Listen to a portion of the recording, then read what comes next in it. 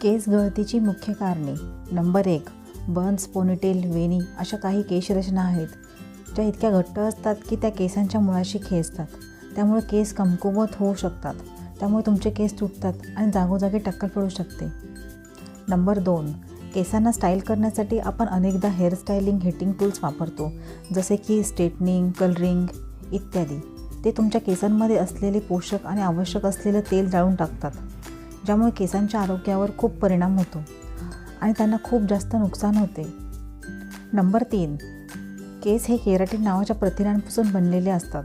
त्यामुळे त्यांना निरोगी ठेवण्यासाठी योग्य प्रमाणात प्रथिनांचे सेवन करणे खूप महत्त्वाचे आहे. निरोगी केसांसाठी जीवनसत्वे आणि खनिजांचा योग्य डोस घेणे खूप आवश्यक आहे. जर तुम्ही हे घेत नसाल तर केस खूप प्रमाणात गळू शकतात.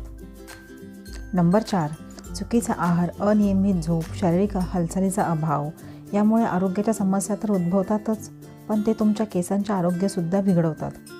नंबर 5, हार्मोनल असंतुलनामुळे महिलांना केस गळण्याची समस्या आयुष्यभर भेडसावत असते. गर्भधारणा, बाळंतपण, मासिक पाळी आणि रजोनिवृत्ती इत्यादी कारणामुळे महिलांच्या शरीरातील हार्मोनल पातळीमध्ये अनेकदा असंतुलन होते. तसेच इस्ट्रोजेन, टेस्टोस्टेरॉन हे काही हार्मोन्स आहेत जे केसांची वाढ आणि गळती ठरवतात. नंबर 6, मधुमेह, रक्तदाब, हृदयाच्या समस्या, संधिवात यासारख्या अनेक आजारामुळे केसांचे तीव्र नुकसान होते आणि केस गळतीची समस्या खूप प्रमाणात उद्भवते. नंबर 7, अनेक वेळा आहारातील निष्काळजीपणामुळे महिलांमध्ये लोहाची कमतरता निर्माण होते.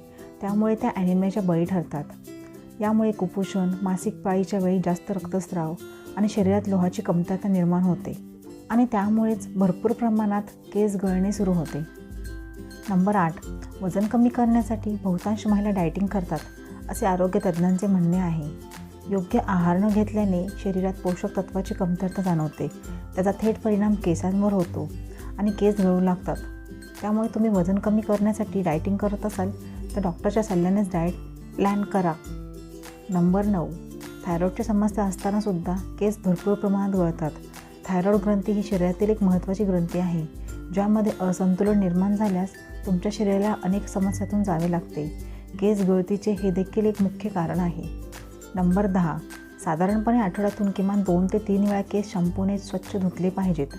केस जर धुतले नाही तर केसांवर धूळ बसते. तेलांमुळे ती धूळ केसांना चिटकून राहते. त्यामुळे केसांमध्ये कोंडा होतो आणि केसात खाज येते. केस गळतीला सुरुवात होते आणि केसांची वाढसुद्धा खुंटते. म्हणूनच केस स्वच्छ ठेवणे खूपच गरजेचं आहे. नंबर 11, नेहमी केस धुण्यासाठी कंडिशनरयुक्त शॅम्पूचा वापर केला पाहिजे, नाहीतर केस खूप ड्राय होतात. जर शॅम्पू कंडिशनरयुक्त नसेल तर केस धुतल्यानंतर कंडिशनरचा वापर जरूर करावा. त्यानंतर केस कोमट पाण्याने धुवावेत, ज्यामुळे केसांना चमक चांगली राहते आणि केस धुतल्यावर केस कमी प्रमाणात तुटतात. नंबर 12, बऱ्याच जणांना केस धुवून झाल्यानंतर ते टॉवेलने खसखस जोरात घासायची सवय असते.